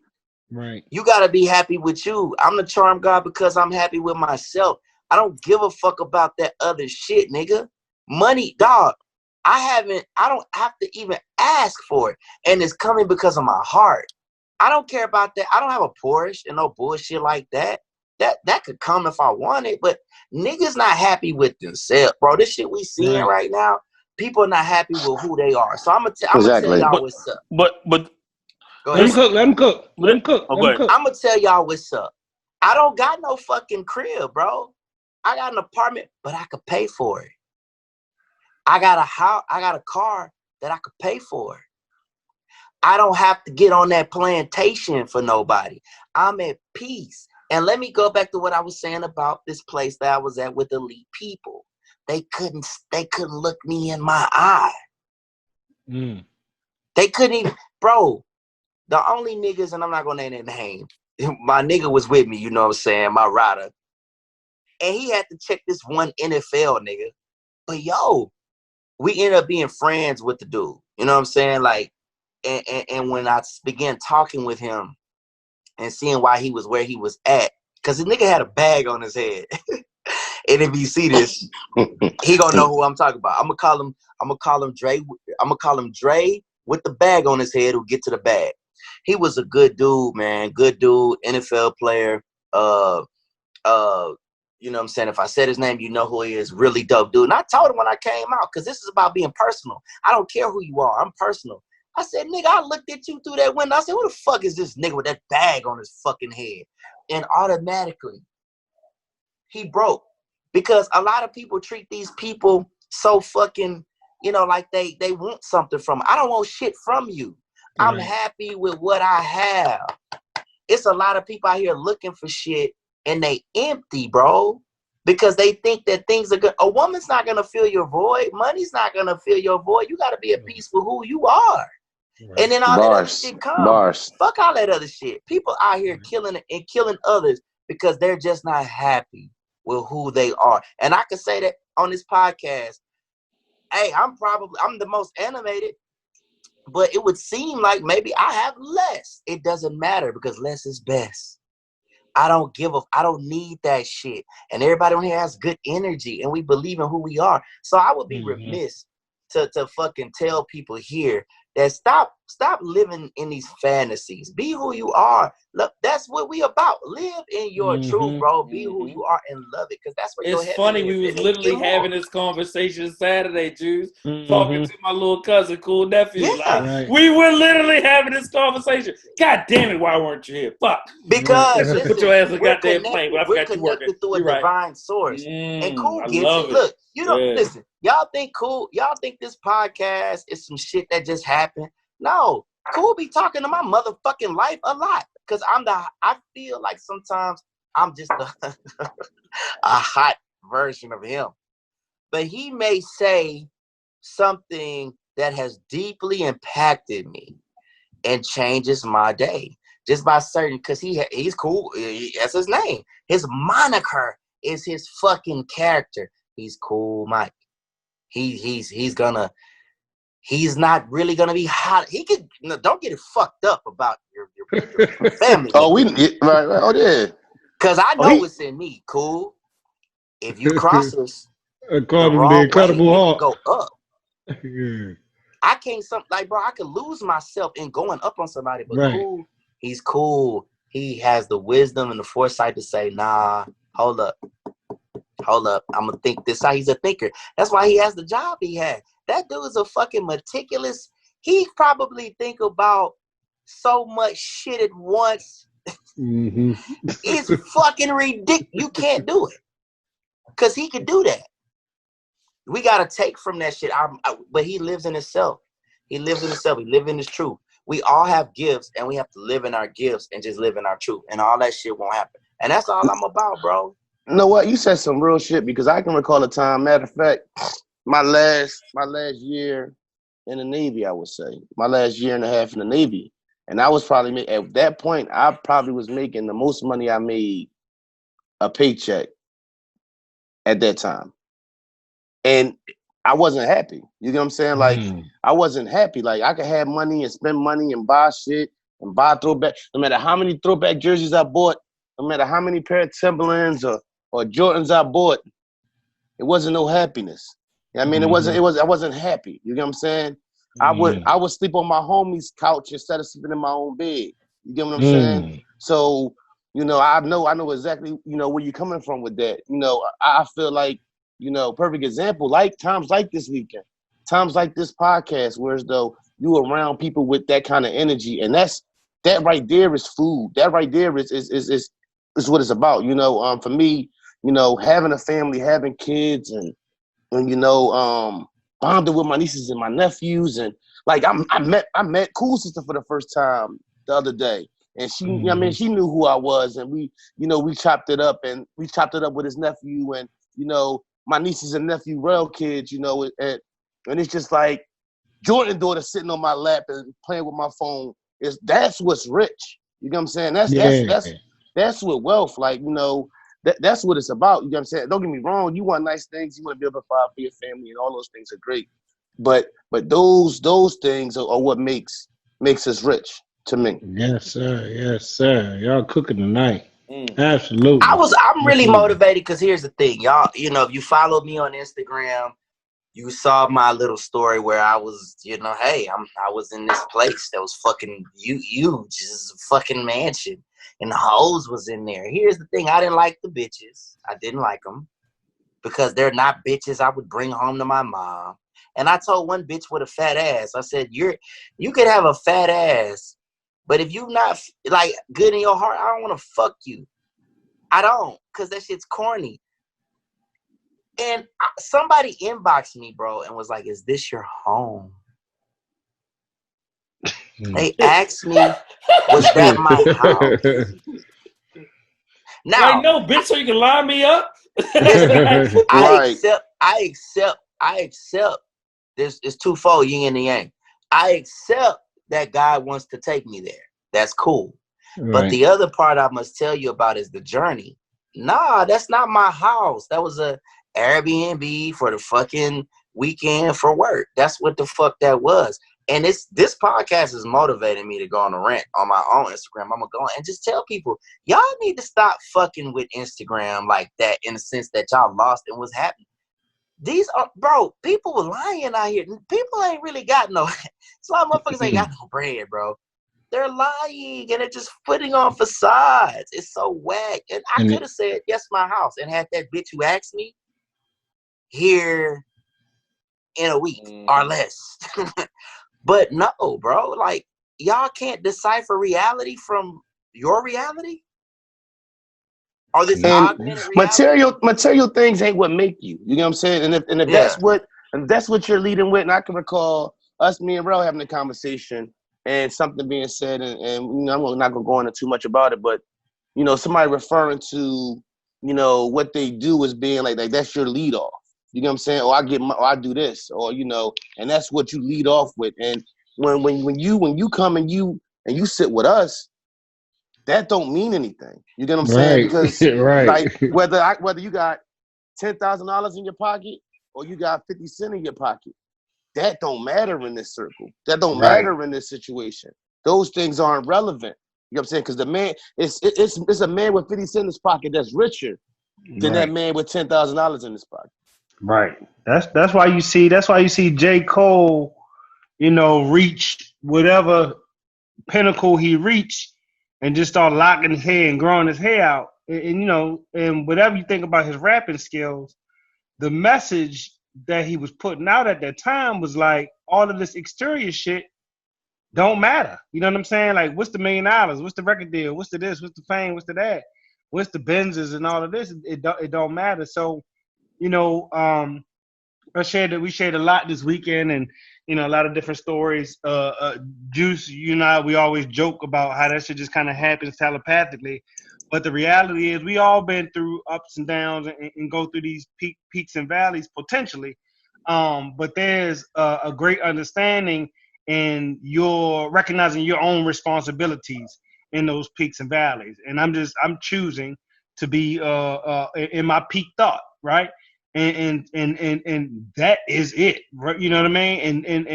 And when that's it, it's over with. So now we got an understanding, right? And everybody really is coming into this understanding. I'm glad that the amount that I might have been down was X before the level I'm going to, and if I'd have learned a lesson at the next level, it'd have been 10 times that or 100 times that. But see, cool, you know what? You get a greater appreciation for that when you get to, you got to go through that down to really appreciate that up. You get what I'm saying? Without that down, you don't really true, you can't. I don't feel. Maybe I'm wrong. I don't feel you can really appreciate. If you've always been up, first of all, if you've always been up. When you finally go down, you're not going to know how to handle it. You know what I'm saying? That's for damn sure. I mean, and I'm almost done. It's just like for me, my up definitely couldn't have happened no sooner than it happened just about now. You know what I'm saying? And not that I wouldn't have been worthy, but I had a lot of shit to learn. You know what I mean? Through that process. And your life can be different if you don't learn it. You know what I'm saying? Your life can be different if you don't learn it. Some people will look at what you superficially say win and get a bag early, then go broke, or or not be happy and kill themselves, or like Juice said, in a room full of millionaires and nobody can look nobody in the fucking eye. You kidding me? And so to in that point, Juice, they gave you a peek around the corner, but also shown like that what you are ain't gonna tolerate. As we elevate through this process, and for me myself, I definitely on the dice roll side of the game, you're like, man, I got shit to do tomorrow. That's the situation. That's a door I don't want to open. That's a light I don't want to cut on, or whatever the case may be. As we all kind of progress. That's why I think we're all connected in this podcast, right? From the oldest to the youngest, right? Because we all can relate. We know who the youngest is. We better work. I knew that was coming, but you set yourself up. But we can relate because we had those highs, we had those lows, and we know where we're going. So we have that vision, we have that encouragement, we have the willing to to help one another. You know what I'm saying? And if you don't have vision, then you know what I'm saying, I don't think one person wouldn't be here. You know what I'm saying? This is not the end goal for us. You know what I'm saying? So I think that's why we're here. And that's why this is important. And that's why we got to do this every week regardless, and not even number chase, because we don't even know who needs this. Yes, you know what I'm saying? Come on. Yes. There's somebody out there that needs this. If we'd have had this, maybe. Well, actually, I don't live with regrets because I'm happy with where I'm at. But without this might help somebody else. And this is what's important, and this is what Black people need to get over this hump and out of this bullshit that we on. Yeah, like what you just said, bro. It's like it once you get into the I would say just the awe. You know what I'm saying? Knowing what's happening. You use your gift to give it to someone who really needs it. This podcast, first off, because we feel that way, look at what's been happening. I know what's up, bro. Like, people are hearing and listening, and you stayed at it. And what people have to understand is about everything that you want to do, even with this media thing, anything that you do, you must study. You must study. You must study your craft. You must understand it. You must understand why you're doing it. And then when you begin doing it, you must work at it. You must trial and error, you keep pushing it up and scaling it up until it gets higher and higher and higher and higher and higher. A lot of people want this. They want shit overnight. They want it to happen because they want it. They want it overnight. But here's the deal. When you get it overnight, right, and you get it what you wanted, you miss the whole point of why you were supposed to do it in the first place. Right, your whole, like, this podcast is about reaching the niggas and telling them shit our dads didn't. They can always go back to one of these episodes and say, it's all Kyle forever, baby. It's all Kyle forever. Hell yeah, Juice. Yeah, some real shit. That nigga just said, y'all ain't got no daddy or none of it. You got all these men here that have information from different points of life to be able to tell you something. And it's like, when you realize your why, your desires of your heart gonna get met, bro. Like, Cool is a doctor. A motherfucker might say he want to be a doctor because he just want money. Man, that dude want to help people, bro. You see, when he talk about, when we was talking about injuries, how he break that shit down and then he did shit. He make me want to be a doctor. That's passion. Real. He has a passion for just fucking helping veterans, and he talks about that shit, or just making the difference in his own fucking life and just having money just for people, for whatever it may be. It's for a purpose. Neve, you really are passionate about this fucking podcast like a motherfucker, and that's why we are here, bro. We gotta give you that. Can we say he annoying as shit too? Can we say he annoying as shit too? That motherfucker's annoying. No, yo. you know what? But I feel need, and you know, like maybe back in the day, 10 years ago, a nigga called me and tell me to do something. I ain't gonna lie, I'm going off. But it's like I've been there. I've been when you're so passionate and you got to get people right, and you got to direct things.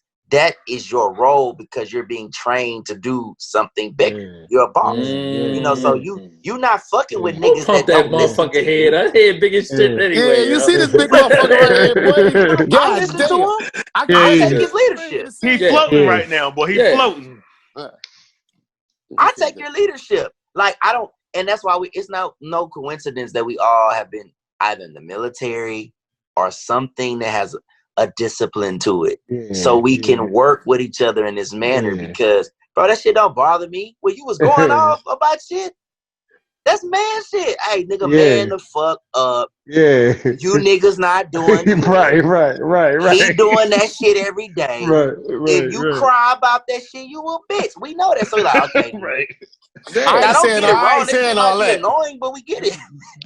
But that's a good way, because that's how I took it, and that's how I supposed to took it. Facts. That's how I took it, and that's how I supposed to took it. You know what I'm saying? You can't be mad when your brother want to elevate you. Like, you belong in this room if that pissed you off to the point where you was mad. You know what I'm saying? Like, all right, dog, we might need to see about replacing you or not having you.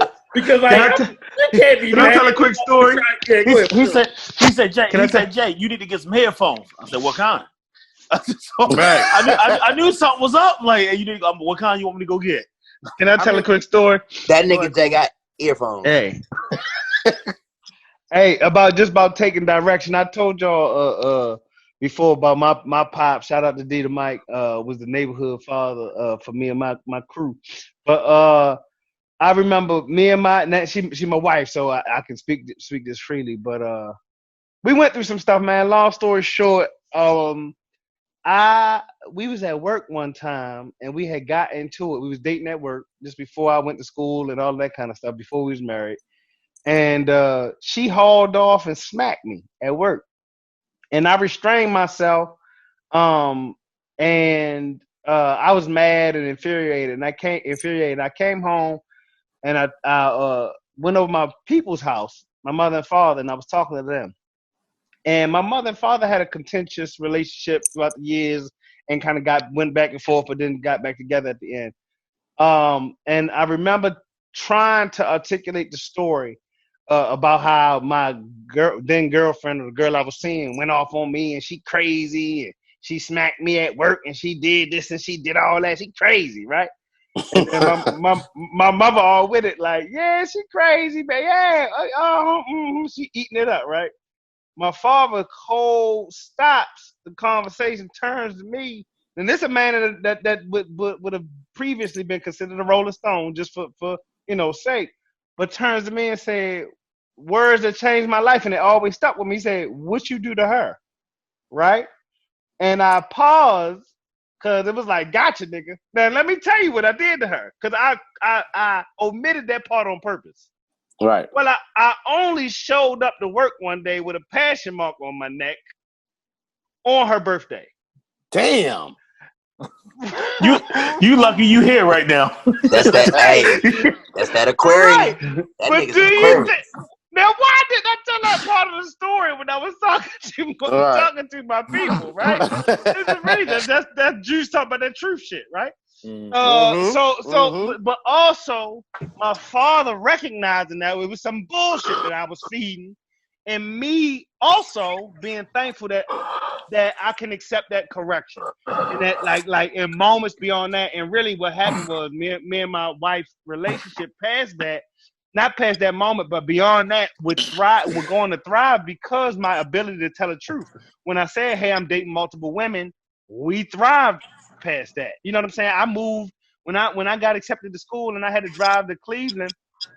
I moved my stuff out a girl house, and my then girlfriend, now wife, was in a U-Haul. Like it was on and popping. So but that was all truth. That was just the truth we was living at the time. So we were just talking about accepting direction and wanting to do that. I'm glad this podcast exists just for that very reason. I'm glad we always have flashbacks of, hey, how would your younger version of you handle that differently? You know, and things of that nature, man. So yeah, that's some. How shit. mad do you get, Cool? Don't just tell me, please. I get mad, man. And as a matter of fact, I get really, really mad. And I've gotten the alter ego. I call him the Incredible Hulk. And it's crazy because we all are capable. This is what I realize about people, though. We all are capable of some shit that you can't take back. Let me leave it clean like that. That's a bar. So. And especially when you just from a place, you know what I mean? Just being from a place will make you, capable of some shit. I remember I had Howard University tags on the whip, and I'm working 2 jobs. One of them was for the Police Athletic League. But niggas was talking about kicking in the door and robbing the Charity Boys. That was our little crew. I'm like, nigga, I got direct deposit and I worked. I went slam out and got a gun. What the fuck is we doing? If we're going to do it, we about to do it. But like, that just kind of is what it is. So we are all capable. However, right, that shit is not really healthy. Is what I've grown to learn. I want to have shit to do tomorrow. The goal is to grow old. We used to joke about making it past 25.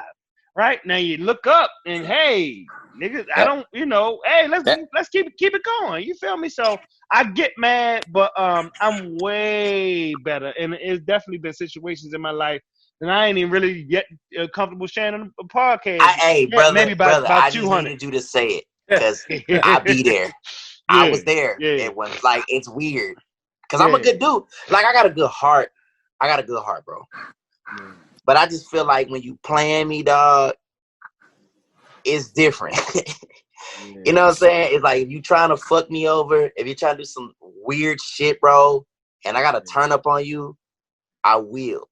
But it's like, I feel you. It's like, I don't really want to turn up on you, bro. Like, it's not a good thing. Like, you know what I'm saying? We should relax and think about things and make better decisions. But I just had to ask that because I've been there too. Like, niggas will try you. Oh, definitely. The bigger you are, they gonna try you, bro. You know, and who trying you, Jay? Not even that. Not even. I said all this shit now. Yo, you know what? It happens. When you're trying, you know what? When you're trying to not be a certain way that you've been a long time, and people see that, they'll try you because like you're trying to not. Trying to be I'm not trying to be that guy no more. Yeah, you know exactly. And it's like, some people take that as a weakness, and now I gotta show you that I don't, I ain't showing you nothing. But I gotta revert back to that old me real quick to let you know they're still in here.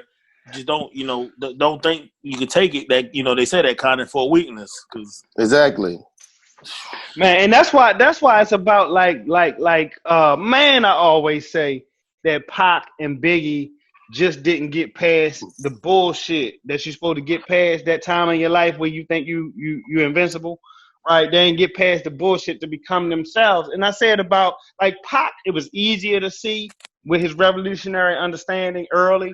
With Big, it was less easy to see. But he was Jay-Z and all these business moves before them. The nigga had clothing line, record deals. He was plotting his boss move while he was in the midst of it, only 2 real albums deep. So he was a visionary in himself at a young ass age. If these niggas would have lived to 30, if these would have lived to 40, yo, he died at 2024. Junior Mafia and Lil Kim and them came out 2 years before that? He birthed the whole thing. You're talking about a 22-year-old, and then he got signed at 19. Right, signs Cameron, was ready to sign Noriega at 22 years old. Imagine the minute would have been at 35, man. So now we know this now. We can read now. We can recall information in a second in our pockets now. We can recall visual information now. We can see all of these things. So what we gonna do with that? But grow and elevate. Hey, cool. I'm sure glad you found a spot where your internet was acting right, baby, because you coming with it tonight, baby. But hold on. Why are you talking Howard University? Let's talk about Makur Maker. Did I say it right? Mm-hmm. Makur Maker, he's ranked 12th in the senior class, coming out, going to college. He's committed to Howard University HBCU. You know. So I mean, as a Howard the guy, real HU, huh? Right. As a Howard guy, how y'all feel? How you feel? Cool. You know, how do y'all feel about? We've been talking about it for a while. Rel been saying it for a while. I think Rel and Coop been saying it for a while. We've been having these conversations because we are the prophetic podcast. Yes, sir. But listen, man, it's first of all, I feel great about it, and really, it almost is beyond sports. A couple of points I want to make. It's come up before, but there's a certain such thing, and never mind when people get a bit, who controls it, who owns these schools, and all of that shit, right? We ain't talking about that. I'm talking about the vibe when you set foot on campuses like this, and specifically in this instance, Howard, right? I went there and I chose it off of vibe. That's a longer story, but there is an unwritten curriculum, an unseen curriculum on these campuses. There is a sense of empowerment, not like power, like take over some shit, but like, oh, you from the other side of the world, and our skin might look the same complexion, but we sound different, or we different complected, but we sound the same. Like it's a lot of different things in that mix. So when you really just understand that all this NCAA shit is only about what, like 50 real years old. Like what I'm talking about is the fact that they just started letting us in out their schools and shit in like the 60s or whatever. I mean, we could do the math on what we're talking about as far as time in 70 years or whatever. But if a snap of the finger just said, hey, let's start going to Morgan would be like fucking Alabama. I don't understand why people don't easily see the correlation between the money that flowed when the athletes flowed to these predominantly white institutions and away from HBCUs. I don't understand it. It's an easy thing to see. So from a bigger perspective, look, if dude had average 8 points and 8 rebounds, niggas gonna be in them stands going crazy. Do you understand? It's a big deal. You go to one of them games where they had regular dudes there. That shit is so lit on a regular night. Howard University campus at a basketball game, MEAC, is lit on a regular night. This shit gonna be on TV sometime. This shit about to be out the hook. You about to see some crazy shit at these games in a good way. You understand what I'm saying? And then the aura, the after effect, the LeBron James effect, so to speak. Not that this dude LeBron James, but it's going to be a buzz to the city. When LeBron James was him, you would see a celebrity or 2 or 3 or 5 or 10 in a crowd. You're gonna start to see that.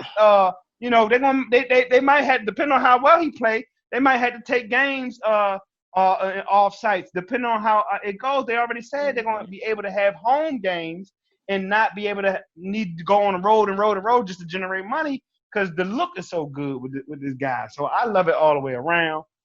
Shout out to I'm part of the Maker Mob now. You know, I'm gonna get some games in this year, all that shit. I ain't been in a couple decades. Now we gotta go. We got to go. Hey, matter of fact, hold up. DJ Splash. Shout out to DJ Let me Splash. slide down. You know what I mean? Go. Slide down. Yeah. We gotta make that a thing. You gotta go. That's some shit you would want to do. You know what I'm saying? Yeah. And then I heard something. I don't know how valuable it is. The information I seen. I heard that Bronny James might be thinking about an HBCU. I did hear that. I heard that. That's valuable. Like that ain't no hot take. That'll change. That ain't no hot take. I need all of them to go. Yeah. All right. Listen. If you got the talent, they're going to come to where you are. You see, they going to Africa. They finding the Greek freak in them in Africa. They got a league in Africa right now, because they looking for the next Embiid, the next Greek freak, the Maker. You know, shit, they right? Exactly. They ball. That's the second. That's the second Maker though too. That's the second. Right, so if you go to Africa, you'll go to them HBCU games. It's not like, they go come find you. Is he related to Vaughn? Yeah. Yes. That's his brother, right? I didn't know. No, that's his cousin. That's his cousin. Oh, all right. Okay. It's a third one to play in some another league or something like that. Right on. Right. Shout out to the Makers. Yeah. With it. But the Tenacupos will take over the league. I'm tell you that, because they still got one more brother that's out there. The insert African name here. Do y'all see what's going on? If they decide to go wherever the fuck they're gonna go, the money gonna flow. Exactly. They're gonna follow. They're gonna come find you. Yeah. It's all good. Like everything else. I mean, so if we just figure that out, I mean, I guess that's what we are. We had the start of the awakening, I think. All right, what y'all think about this? The last couple of days, the Redskins have been going through. The Washington Redskins have been going through a lot. That team in Washington, that football team, FedEx, who paid for the building, right? How does that go? How do you put your name on the building? Do you actually pay for it, or license? Yeah, license it. Yeah. Right. FedEx has asked for the Washington Redskins to change their name. 3 minority owners went out of the Redskins, and Nike has removed Redskin merch. So I believe they're going to change their name to the Red Tails, right? Which is going to be very powerful. Tuskegee Airmen. Watch, people. As a young boy saying this, North Philly Quran is telling you it's going to be the Red Tails. Watch. It's going to be a what? The Red Tails. It's going to be the Red Tails after the Tuskegee Airmen, right? So that'd be major. So the Redskins' value is 3.1, 3.2 billion. The majority of those 3 guys that gets it, and one is a real estate, is 1.2 he has. It's going to be hard to get away. Just because you get two right now, you got to get everybody on board to get in. Now, what that does is that's going to open up for African Americans to possibly take over. I will guarantee you, if one of them drops out, Diddy or Jay was going to try to put that name in that ring. Diddy already tried to do it with football. I mean, he tried to do it with the Panthers. So now he might have a legit chance to put his name in the ring to be a majority owner. Watch. Well, them 3 guys are 40% of the 100. Yeah. Bro, you got something.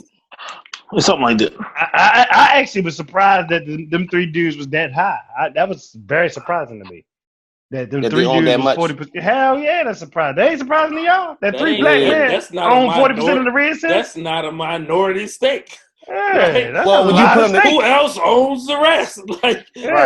Does Dance not own 50? Because that sound like that sound like a motherfucking. There's only 10% left. Right. Jay-Z owned less than a goddamn percent when he was in Brooklyn. Less than 1%. Less than 1. Right. These dudes on 40. Yeah. That's a lot. You know what I'm saying? That's my take from the story. Like, God damn, black men, y'all balling out here. I didn't know that. Well, whatever. I ain't know that. I don't give a shit about the Redskins. It would be cool if it was the Red Tails. Fuck FedEx because they deliver packages late. First of all, like it should be the goddamn Maryland Red Tails because they don't play in DC. All right, so I'm all about teams playing. Your name got to match who you play. It should be the New Jersey Giants. It should be the fucking New Jersey Jets and shit like that.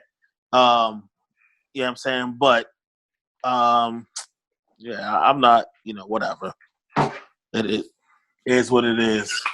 So what we talking about changing names and shit still? Like, they've been trying to change names for the longest. Hey, look.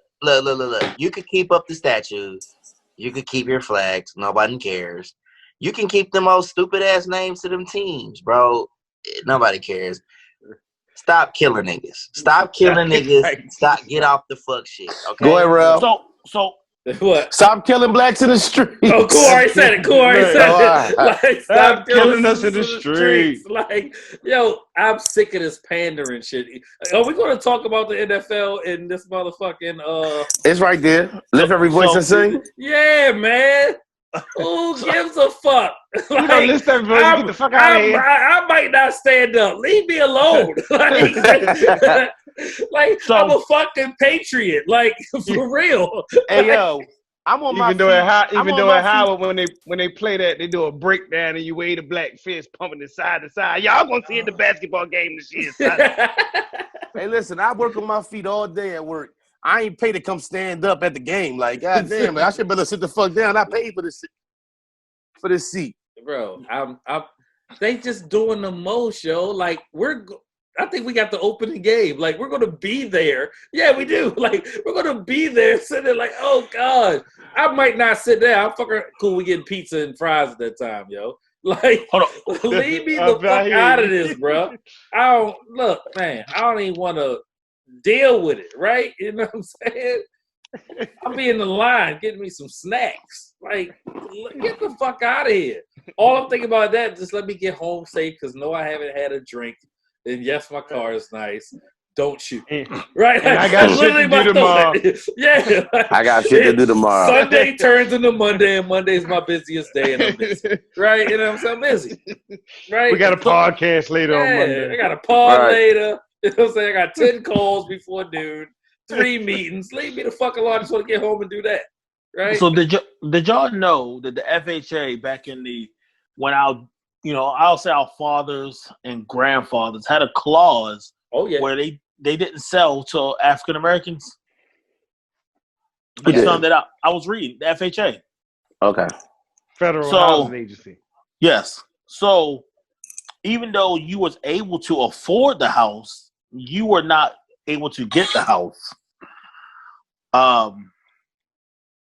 So the article I was reading, in the 40s and 50s,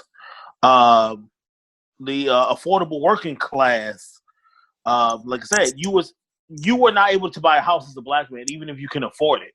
So you had to have a white person buy the house, and maybe you rent from them or whatever it was. You couldn't do that either.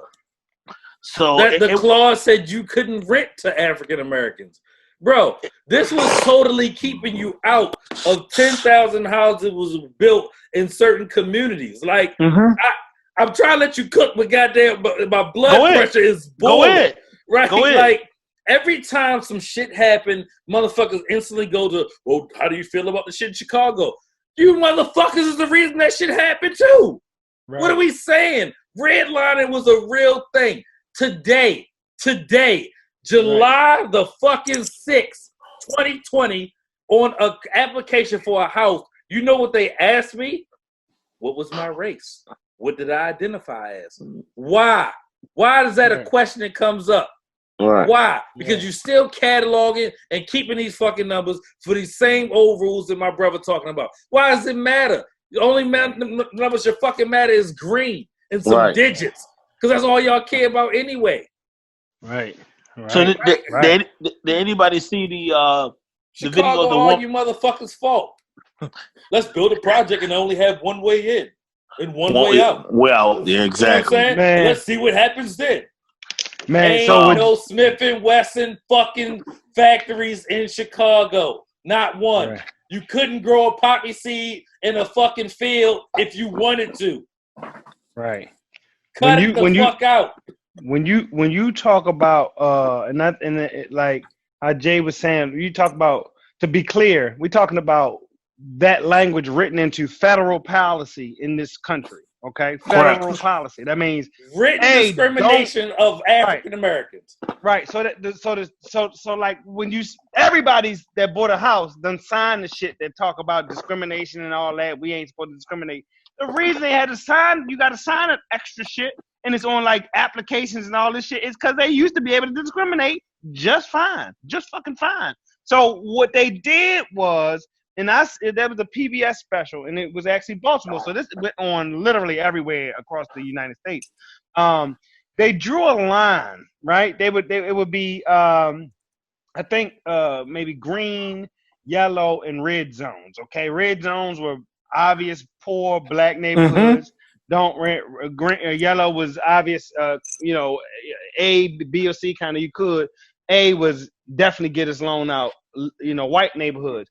But long story short, they drew a map around the areas around Baltimore City and the surrounding county that were redlined, but basically the same thing you say you couldn't buy here. They wouldn't even let you lend here, right? Even if and it actually, till this day, coincides with areas that are hyper-policed, areas where health is down, the mortality rate is high, education is low, the schools are messed up. Like, it literally traces out the same map of these areas that were written into federal law and policy when it happened.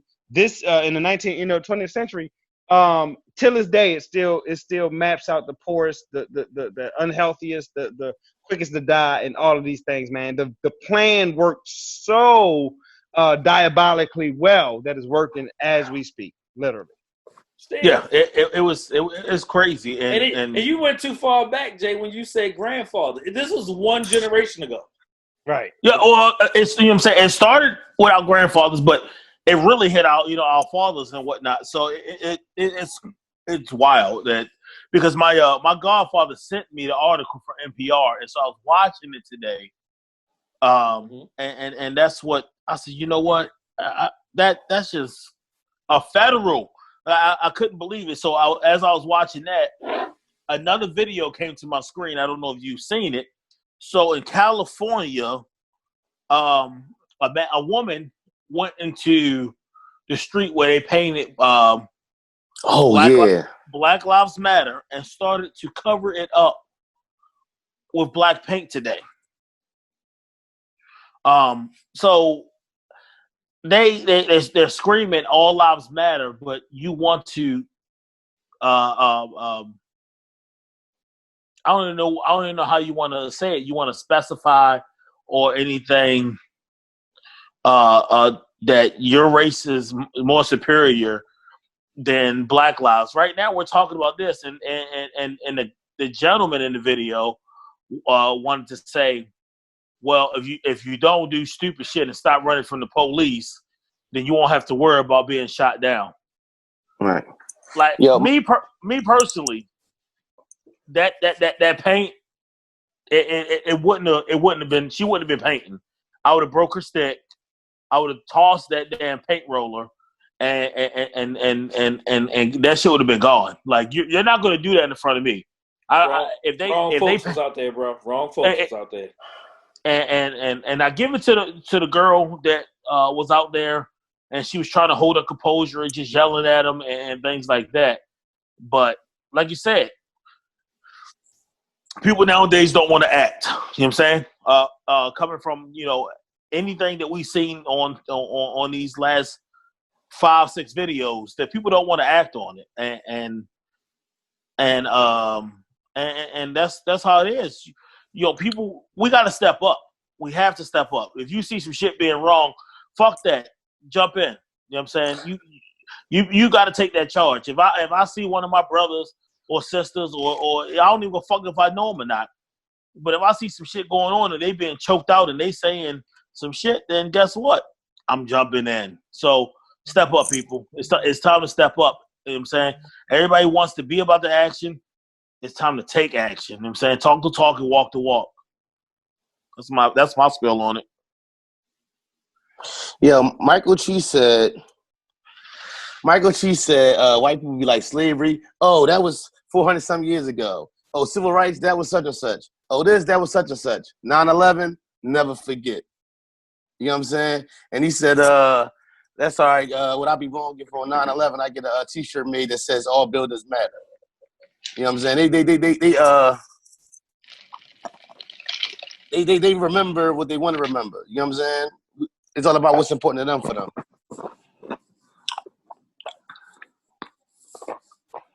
It's wild.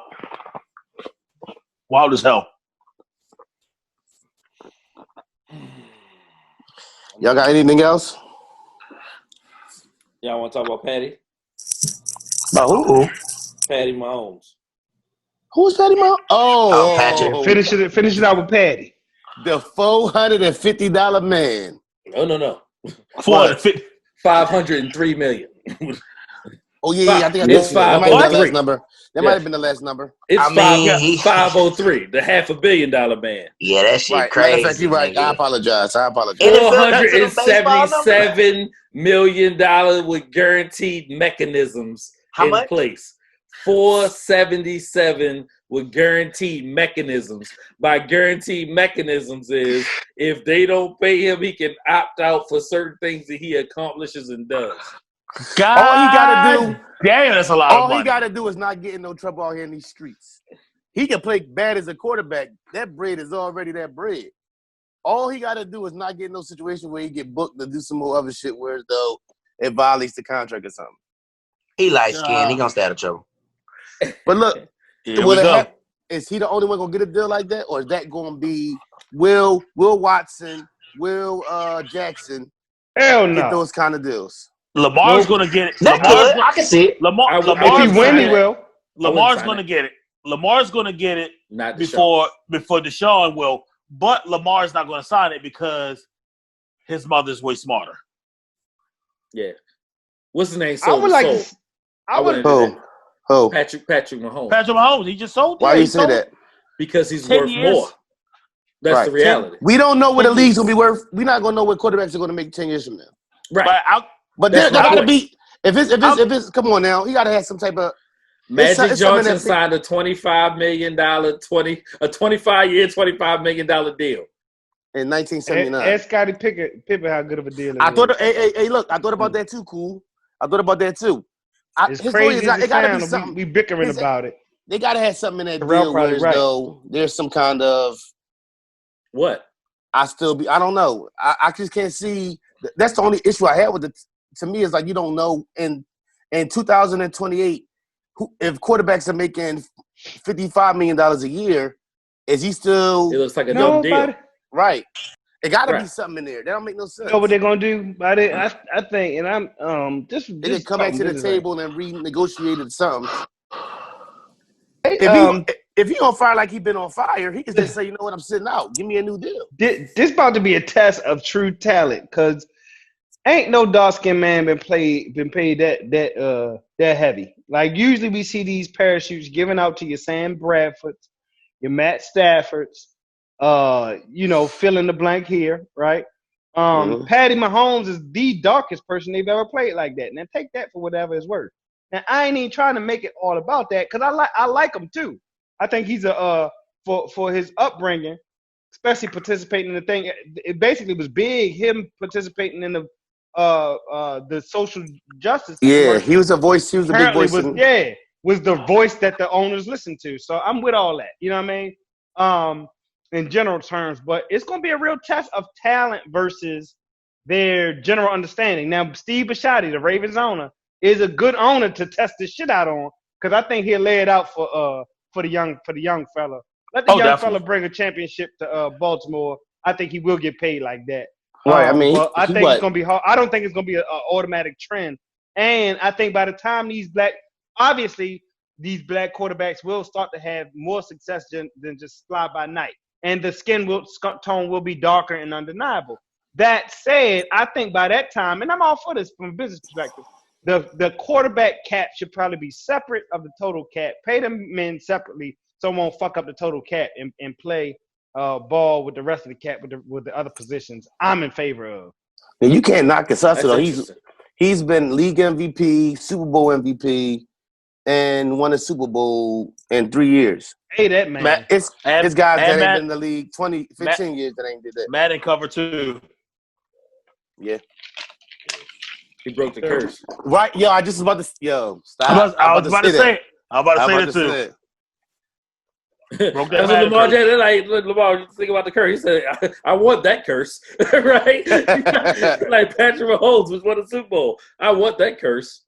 Yeah. Mm-hmm. Do you think, hold on. Real quick, Lamar said a couple weeks ago that him and Patty Mahomes weren't rivals. Do you believe that? It's not up to you. Like that's not up to you, guy. The media decide that. Right? Yeah. Like that game is on prime time this year. Which like it ain't the fucking Ravens versus the Dolphins. It's the Ravens. It's Lamar versus Pat Mahomes. That's what it is. Yeah. It's not a whole team game. It's they paying attention to two African American quarterbacks at the top of their game that's gonna fucking fuck this league up. The if two they have most a chance recent MVPs, like right, yeah, like right. He right to answer it like that. I like the answer, but yeah, it ain't up to you. It ain't fuck out of here. I would say Lamar is stupid, right? Lamar, tell you what, Lamar is stupid, man. He know how to answer these. He know how to answer these questions, right? And be himself at the same time. I love it. Right, exactly. I mean, he ain't put himself in no situation where though he ain't put himself in no box or no shit like that. I can't wait. I can't wait for the season to start, boy. Because I'm telling you, I need it. Right? Does he gut the team with a new contract? Right? Because that's what happens, right? You paying a lot of money to Patrick Mahomes. You get to keep everybody around, right? The Ravens are going to do well because you can put a lot of pieces around your rookie contract quarterback, right? Right. And rookie receiver. Right, and rookie receiver, right? But you can't afford both of them. Not like that. Rookie tight ends. And still not have us five, you know what I'm saying, on the field backing them up. But see, we don't know. They added another game to the league schedule. They added another playoff game, well, 2 more playoff games. That's going to come with more money and possibly the cap goes up and people's value goes up. It's not what you're worth; it's what you negotiate. Right. So that's what I'm saying. It might be more. So it might, at the end of the day, the money might not look how it looks now 3 years from now. I got a broke dick motherfucking defensive end walking around here talking about he won $20 million a year. Who? Exactly. Clowning? Right. Who, Clowning? Yeah. Whatever. You know what I'm saying? And he holding out for it, as you can see. Right. If he said, I'll take 10, somebody would have signed him 4 months He's not going to get that. He might get 10 for a year. You see what what's jackass name to play? Dez Bryant said, "Damn, I should have took that money from the Ravens." Dummy. He regretting it now. Dummy. He did say that. Yeah. I call this the Latrell Sprewell, right? That's what I call it. This is the Latrell Sprewell clause. You're a fucking idiot, right? $21 million. I got to feed my kids. Nigga, what the fuck is your kids eating? Right? Hell no. It don't matter. It don't matter. Like you got bills to pay. You got shit to do, and you want to say no. I don't want to play for the Ravens. That was the dumbest decision out there. But see, that's like a motherfucker who quit his job and ain't got no other job lined up. Yeah. I say, if you're going to quit your job, that's fine. You want to, go out there, get you another situation so ain't no bread getting missed. When motherfuckers be emotional in a motherfucker and go quit a job, I remember my brother just telling me a story when we was riding about some shit like that where a motherfucker told you go test the market and then 3 weeks later you was at another situation. You get what I'm saying? You don't just walk away from no job and don't got no paycheck lined up. No, you keep that job, motherfucker. Get your pee clean if that's an issue, and you go get you another job, and then don't get them motherfuckers 2 weeks. Boom. And we gonna end on that note. This is Brothers Talking Shit, episode 101. I ain't got no jersey number for that motherfucker. So that's how we just gonna rock. You ain't gonna hear no more jersey numbers on that one. Hey, yo, man, I love y'all fellas, man. Another one. Love a great one, man. Yes, sir. Yes, sir. Oh, I got an issue with, I got a beef with Jordan Boyd, the girl. She told me she'll hunt me down in the sweetest voice ever. Jordan's daughter, I was threatening real daughter. Jordan's daughter told me, her name is Jordan also. She told me, I will hunt you down in the sweetest voice ever, man. I'm going to end on that note. But this is Brothers Talking Shit, episode 101. Love y'all, fellas. We going. Yeah. Love y'all.